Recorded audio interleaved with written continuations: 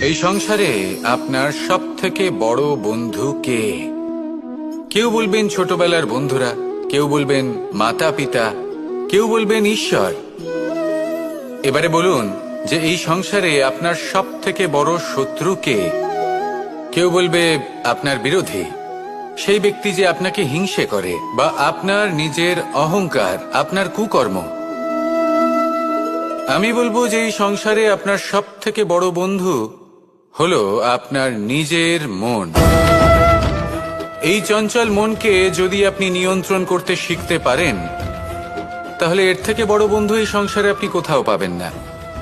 সেখানেই যদি এই মন আপনাকে বশ করে ফেলে, তাহলে সংসারে এর থেকে বড় শত্রুও আপনি কোথাও পাবেন না। সেই জন্য এই সংসারকে নিয়ন্ত্রণ করার চেষ্টা ত্যাগ করুন। প্রথমে এই মনকে নিয়ন্ত্রণ করতে শিখে যান।